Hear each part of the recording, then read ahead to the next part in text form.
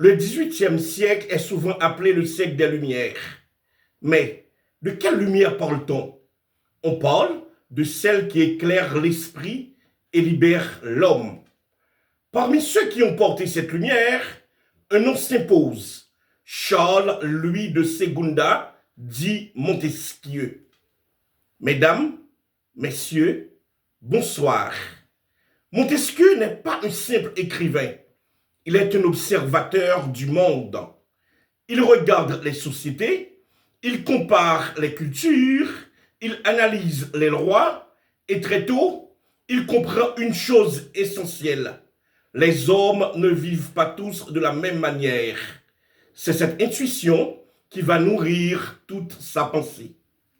Montesquieu écrit, mais il n'écrit pas pour raconter, il écrit pour comprendre.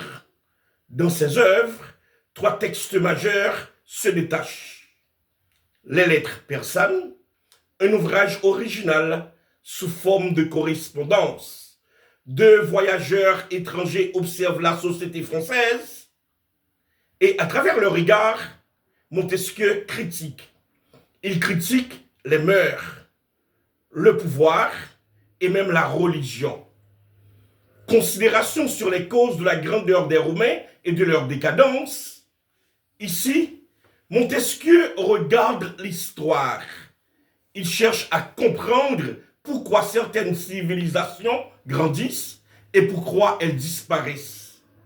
Et enfin, son œuvre majeure, De l'esprit des lois, un livre immense, un livre dans lequel Montesquieu tente de comprendre ce qui fait fonctionner une société.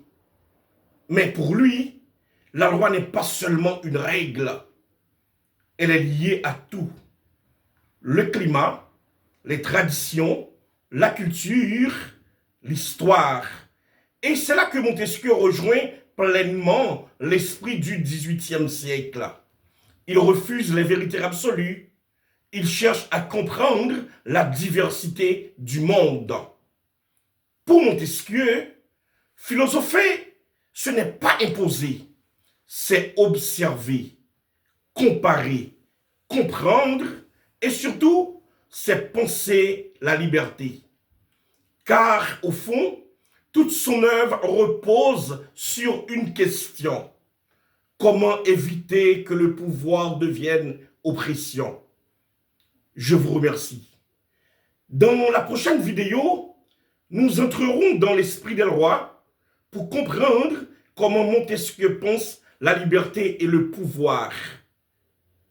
Abonnez-vous pour poursuivre ce chemin de la pensée. À très bientôt.